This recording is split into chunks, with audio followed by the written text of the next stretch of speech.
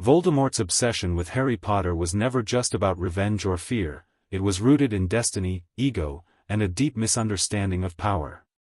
From the moment Harry survived the killing curse, Voldemort's entire identity was threatened. He had built his legend on being unbeatable, immortal, and superior, yet a helpless infant shattered that illusion. That single failure haunted him more than any enemy ever could. What Voldemort never realized was that Harry represented everything he rejected in himself. Love, sacrifice, humility, and human connection were concepts Voldemort saw as weaknesses. Yet those very things became the reason he fell again and again. Harry was not just a boy, he was living proof that Voldemort's worldview was flawed. The prophecy did not control Voldemort, his belief in it did. By choosing Harry as his enemy, Voldemort shaped the future with his own hands. Every step he took to destroy Harry only bound their lives tighter together. The more he tried to erase Harry, the more powerful Harry became. Harry's parents were not collateral damage, they were central to Voldemort's fear. James and Lily symbolized resistance, defiance, and love, three things Voldemort could not tolerate. Their deaths were meant to eliminate a threat, but instead they created a legend. Voldemort spent his entire life chasing control, yet Harry remained uncontrollable. That contradiction drove him mad. Harry was not just someone Voldemort wanted to kill, Harry was someone Voldemort needed to defeat to prove his own greatness. 1. The prophecy made Harry unavoidable. The prophecy was the very first chain that bound Voldemort to Harry Potter. It spoke of a child born at the end of July who would have the power to defeat the Dark Lord. Voldemort heard only a fragment of this prophecy, but that fragment was enough to ignite fear. For someone who believed himself invincible, the idea of a rival was intolerable. Voldemort did not believe in destiny, yet he feared it deeply. This contradiction shaped all his actions. Instead of ignoring the prophecy, he obsessed over it. By doing so, he gave it power. The prophecy did not name Harry directly, but Voldemort chose to interpret it as Harry. That choice was critical. Once Voldemort believed Harry was his threat, Harry became his obsession. Voldemort thought killing Harry would destroy fate itself. He believed murder could silence destiny. Ironically, this belief trapped him inside the prophecy's path. Every move Voldemort made afterward was a reaction to it. He could not walk away without admitting weakness. His pride would not allow uncertainty to exist. Harry became the embodiment of that uncertainty. The prophecy planted fear where none had existed before. Voldemort's pursuit of Harry was fueled by self-preservation, not strategy. He was not chasing a boy, he was chasing control.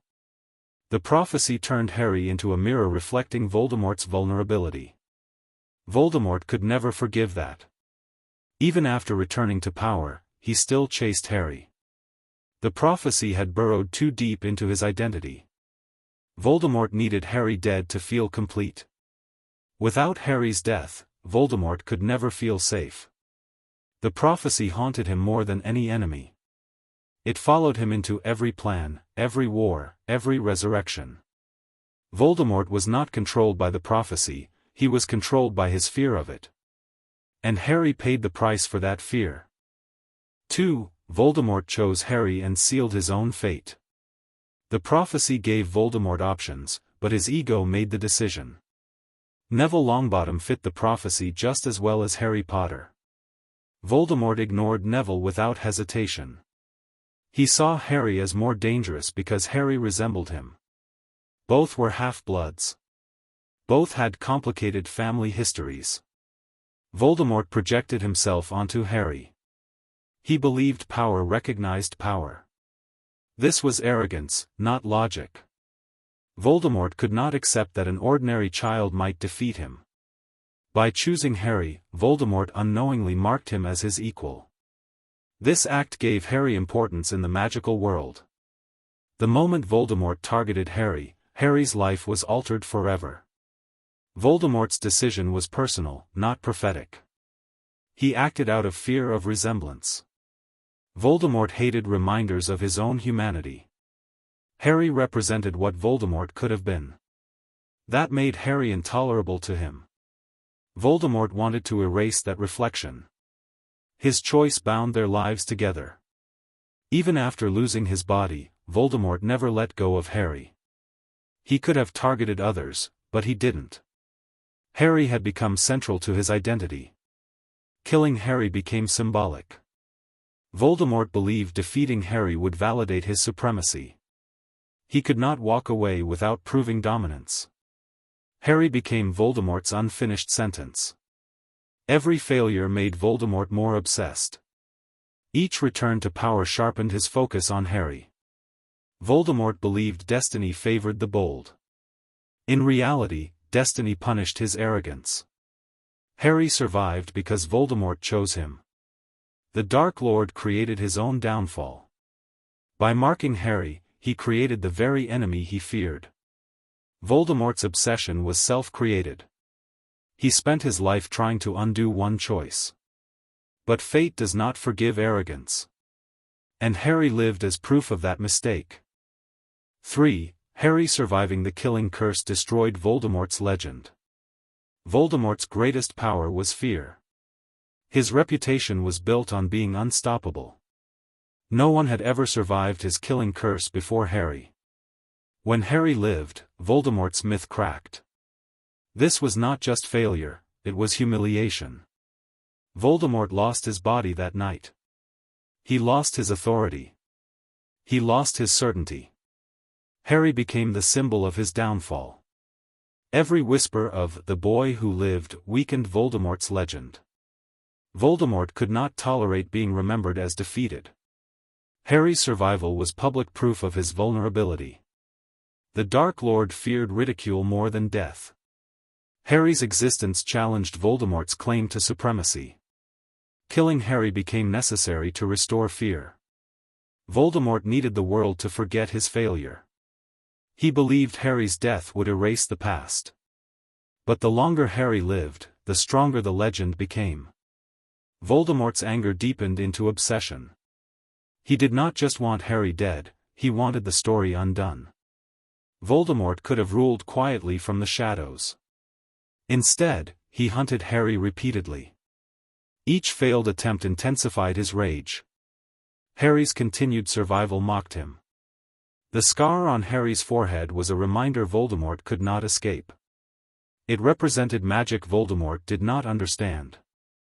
That ignorance terrified him. Voldemort chased Harry to reclaim dominance. He wanted the final word. He wanted history rewritten. But every confrontation only strengthened Harry. Voldemort became trapped in a cycle of failure. The boy he tried to erase defined him instead. Harry surviving turned Voldemort into a cautionary tale. And Voldemort could never forgive that. 4. Lily Potter's sacrifice created a magic Voldemort could never defeat. Voldemort's hatred for Harry deepened because Harry survived through love, not power. Lily Potter's sacrifice was something Voldemort had never accounted for. He believed death was the end of all magic. He believed fear was the strongest weapon. Lily proved him wrong in a single moment. She chose death willingly to save her child. This choice triggered ancient protective magic. It was not a spell that could be studied or copied. Voldemort did not understand it, and what he does not understand terrifies him. Her love burned into Harry's blood. That protection rebounded the killing curse. Voldemort did not just fail, he was defeated by something he mocked. To him, love was weakness. Yet love destroyed his body. This contradiction humiliated him deeply. Harry became living proof that Voldemort's philosophy was flawed. Voldemort could not accept that emotional sacrifice outweighed dark magic. He spent years trying to unravel that protection. Even when he returned, he tried to bypass it. That is why he used Harry's blood in his resurrection. He believed stealing that protection would neutralize it.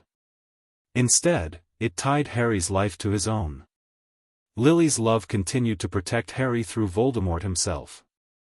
Voldemort unknowingly anchored Harry to life. Every time Voldemort faced Harry, he was facing Lily's defiance again. He was reminded that someone chose love over fear. That enraged him more than resistance ever could. Lily's sacrifice turned Harry into a symbol Voldemort could never erase.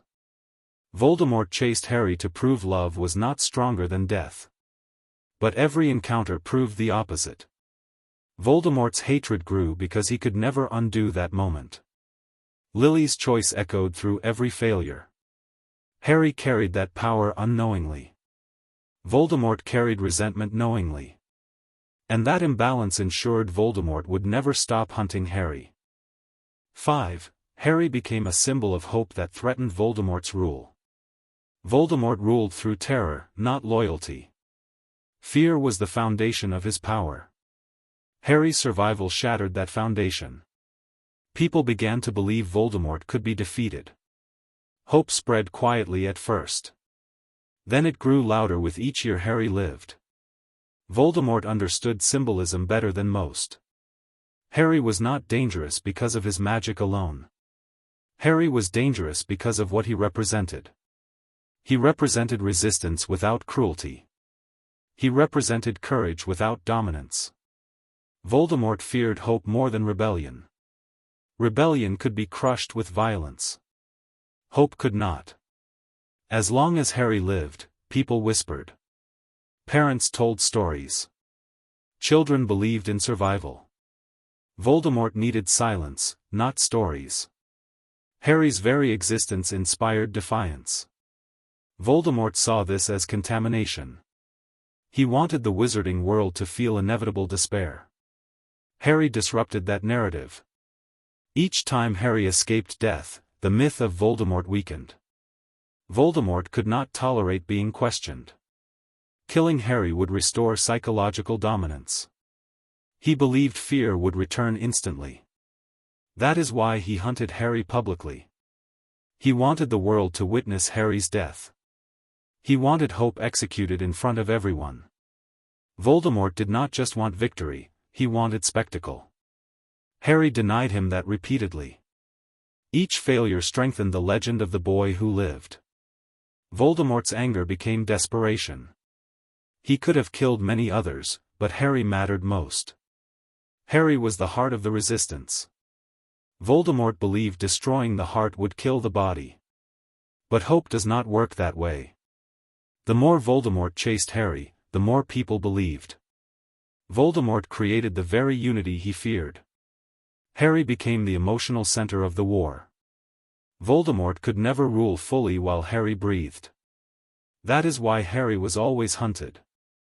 6. A fragment of Voldemort's soul lived inside Harry. When Voldemort attacked Harry, his soul was already fractured. His body was destroyed, but his soul resisted death. A fragment broke away violently. That fragment attached itself to Harry. This created a bond neither of them understood fully at first. Harry became an unintentional Horcrux. Voldemort's soul recognized Harry instinctively. This connection made Harry impossible to ignore. Voldemort could sense Harry's presence. He could feel Harry's emotions at times. Their minds brushed against each other. This disturbed Voldemort deeply. No one had ever shared his essence before. Harry carried Voldemort's abilities without choosing them. Parseltongue was the clearest sign. The visions were another. The scar pain was a signal of proximity. Voldemort realized Harry was tied to him. This made Harry both threat and necessity. As long as Harry lived, part of Voldemort was incomplete. Voldemort's immortality was accidentally bound to Harry. Killing Harry became essential, not optional. Voldemort wanted his soul whole. He wanted control over every fragment of himself. Harry's existence represented loss of control. Voldemort despised dependence. Yet he was dependent on Harry's death. This irony enraged him. The connection also made Harry unpredictable. Voldemort feared what Harry might access through it. He feared Harry might understand him. Being understood was Voldemort's greatest fear. So he hunted Harry relentlessly. Each encounter intensified the bond.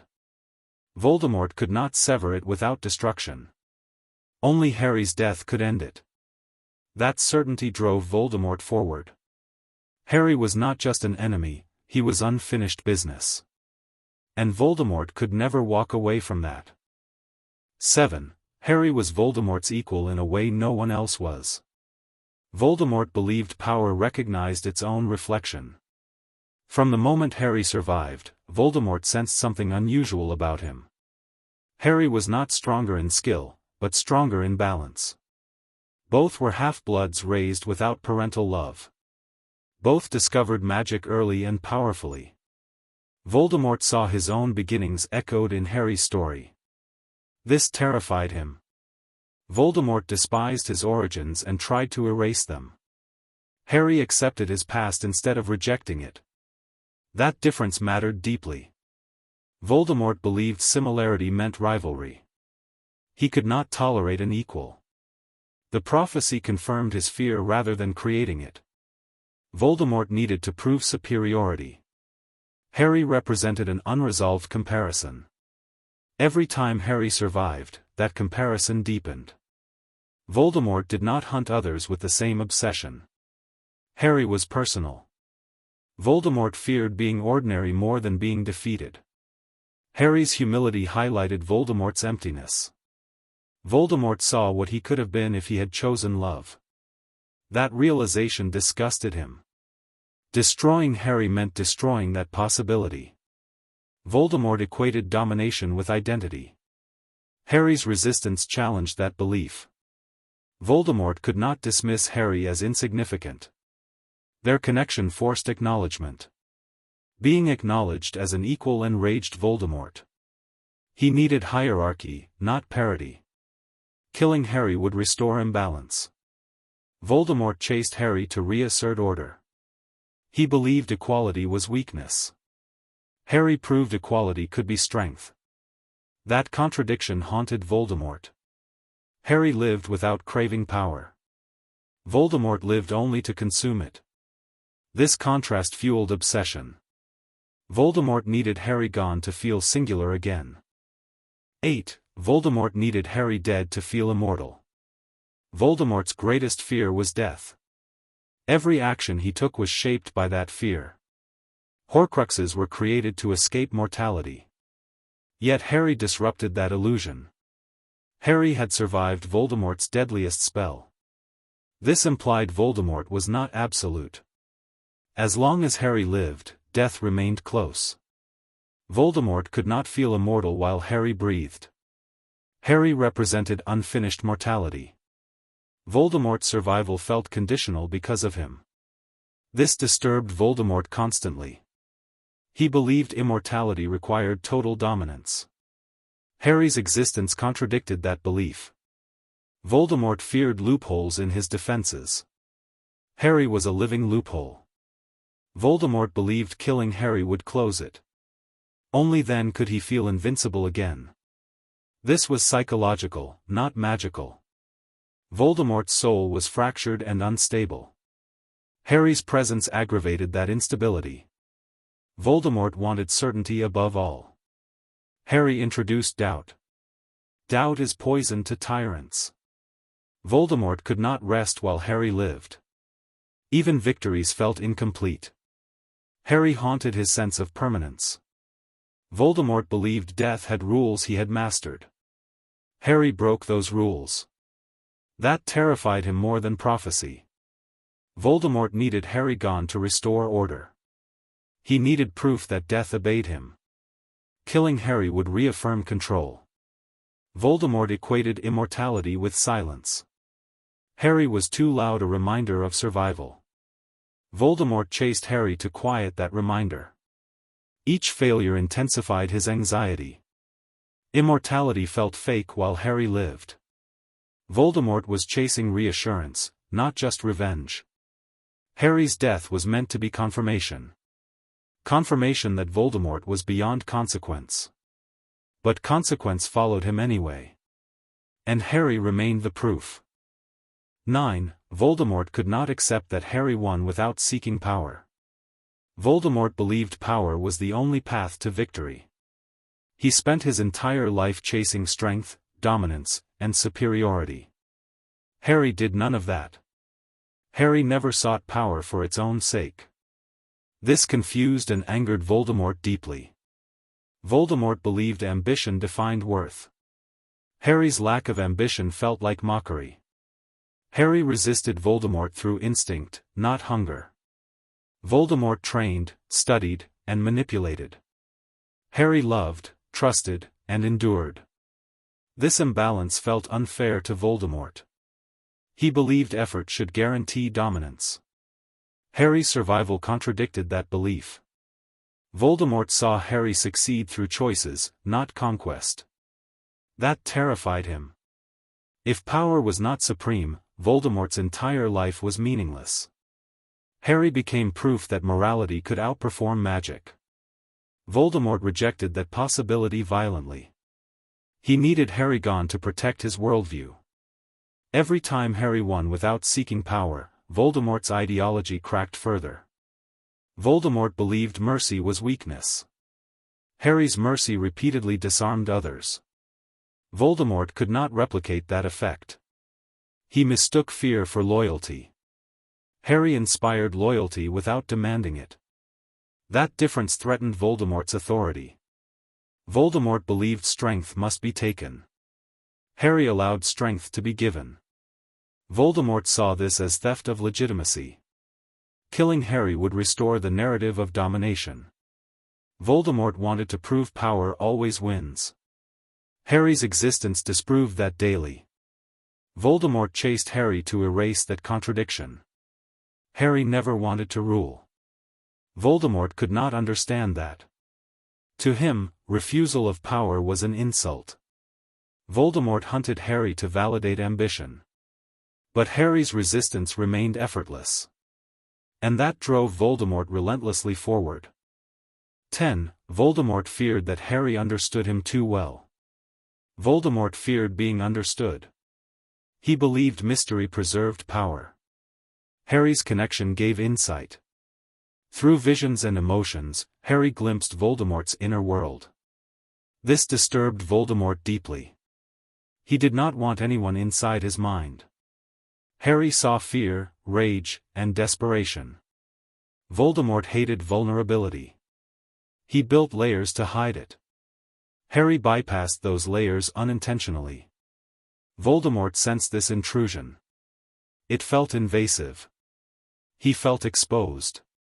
Voldemort believed control required secrecy. Harry threatened that secrecy. Even without intention, Harry knew too much. Voldemort feared Harry could exploit that knowledge. Being known felt like weakness. Voldemort had erased his past to reinvent himself. Harry's insight threatened to undo that reinvention. Voldemort could not tolerate witnesses to his internal chaos. Harry carried that witness inside him. Voldemort began to resent the connection. He tried to block it. When he failed, anger replaced strategy. Killing Harry would end the intrusion permanently. Voldemort needed mental solitude. Harry's existence violated that. Voldemort feared emotional reflection. Harry felt what Voldemort felt. That closeness was unbearable. Voldemort rejected empathy. Harry's awareness forced it. Voldemort believed intimacy was loss of dominance. Harry's accidental intimacy undermined that dominance. Voldemort felt naked in Harry's presence. This fear fueled aggression. Voldemort attacked Harry not only physically but psychologically. He wanted to sever awareness. Harry knowing him felt worse than Harry opposing him. Voldemort needed distance restored. Distance required death. Harry had crossed an invisible boundary. Voldemort chased him to reclaim privacy. Understanding was more dangerous than spells. And Harry had too much of it. 11. Voldemort saw Harry as the final test of his greatness. Voldemort measured his worth through conquest. Every enemy defeated validated his superiority. Harry remained undefeated in the ways that mattered most. This unsettled Voldemort profoundly. Harry was not the strongest wizard, yet he endured. Voldemort began to see Harry as a final exam.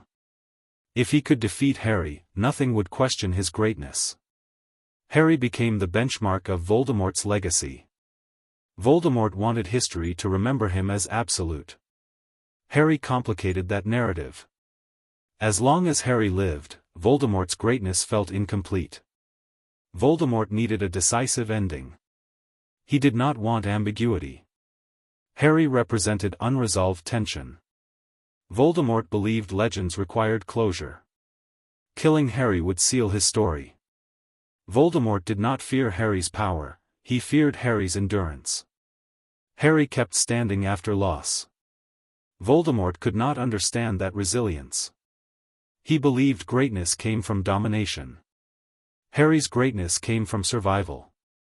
Voldemort wanted to prove survival without domination was meaningless. Harry's continued existence contradicted that belief. Voldemort felt personally challenged. He needed to defeat Harry directly, not through others. Delegation would not satisfy him. Harry was not just an obstacle, he was a measuring stick.